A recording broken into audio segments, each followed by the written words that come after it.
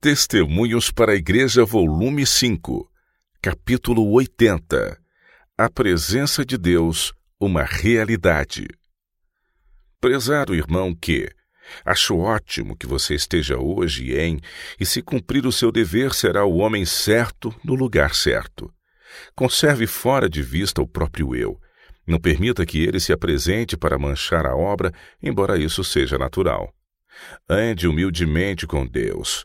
Trabalhe pelo Mestre com energia desinteressada, tendo presente uma intuição da constante presença de Deus. Pense em Moisés, na perseverança e paciência que lhe caracterizaram a vida. Paulo, em sua epístola aos Hebreus, diz: ficou firme vendo o invisível. Hebreus capítulo 11, verso 27. O caráter que Paulo assim acredita a Moisés não indica simples resistência passiva ao mal, mas perseverança no bem. Tinha sempre presente o Senhor e o Senhor estava sempre à sua mão direita para o ajudar. Moisés tinha profunda intuição da presença pessoal de Deus. Não só olhava através dos séculos aguardando a manifestação de Cristo na carne, mas viu a Cristo de maneira especial, acompanhando os filhos de Israel em todas as suas peregrinações. Deus lhe era real, sempre presente em seus pensamentos. Quando mal compreendido, quando chamado a enfrentar perigo e suportar insultos por amor de Cristo, sofreu-o sem vingança. Moisés cria em Deus como aquele de quem ele necessitava, e que o ajudaria por causa de sua necessidade. Era-lhe Deus um auxílio presente. Grande parte da fé que presenciamos é meramente nominal. É rara a fé real, confiante e perseverante. Moisés viu cumprida em sua própria experiência a promessa de que Deus há de ser um galardoador dos que o buscam diligentemente. Tinha ele respeito para com o galardão da recompensa.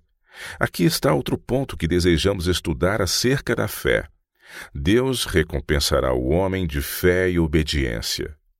Se essa fé for introduzida na experiência da vida, ela habilitará quem quer que tema e ame a Deus a suportar as provas. Moisés era cheio de confiança em Deus porque tinha uma fé que se apropriava das bênçãos. Ele precisava de auxílio e por ele orou, apoderou-se dele pela fé e entreteceu em sua experiência a crença de que Deus dele cuidava. Cria que Deus lhe regia a vida particularmente.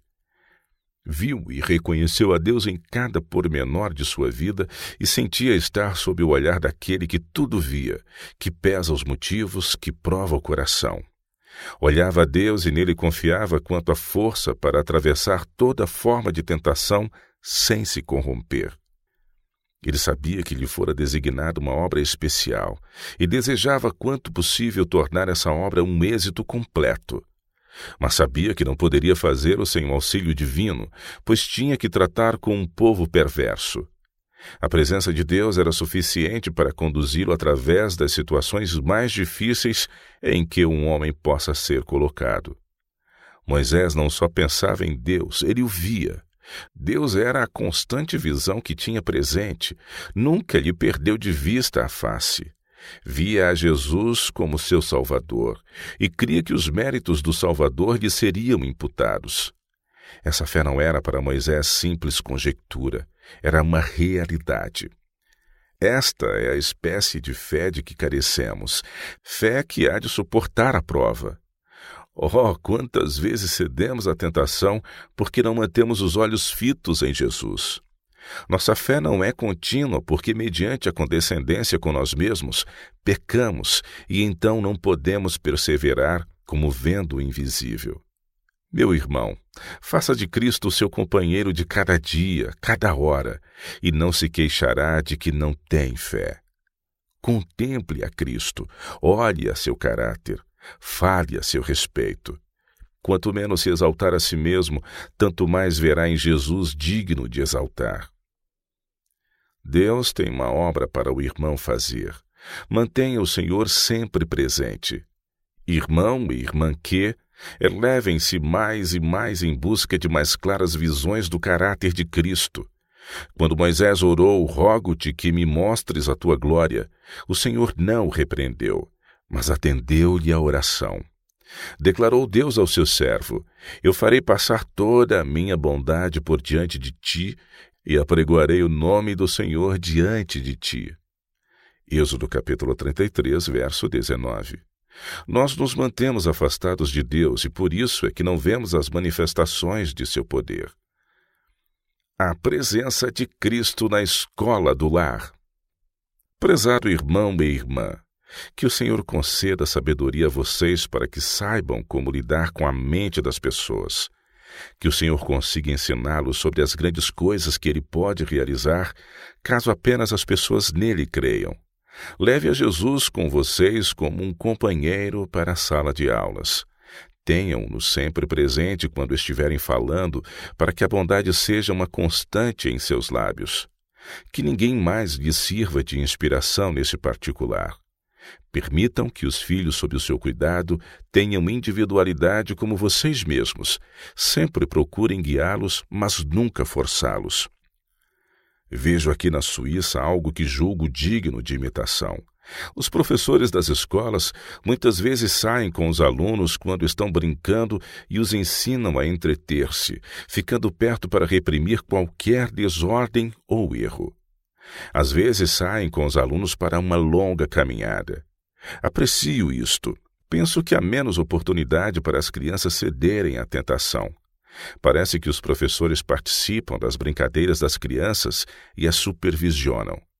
Não posso de modo algum aprovar a ideia de que as crianças devam sentir-se constantemente como não merecendo confiança, não podendo agir como crianças.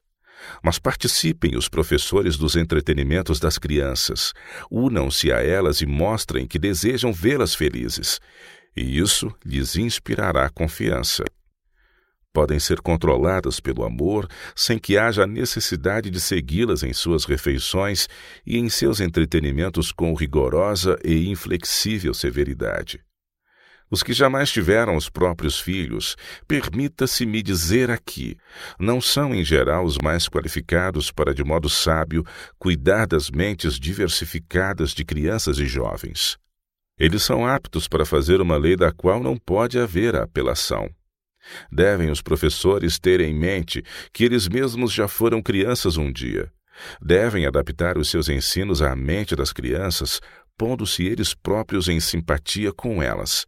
Então podem as crianças ser instruídas e beneficiadas tanto por preceito como por exemplo. Que o Espírito de Jesus venha moldar seu coração, burilar seu caráter para elevar e enobrecer sua alma. Cristo disse aos discípulos: Se não vos converterdes, não vos tornardes como crianças, de modo algum entrareis no reino dos céus. Mateus 18, verso 3. É preciso deixar de lado algumas regras de ferro, dobrar um pouco a espinha e ficar no nível da humildade da criança. Oh, se um pouco do espírito de severidade gratuita fosse trocado pelo espírito do amor, quanta felicidade e alegria tomariam o lugar do desânimo e do senso de culpa.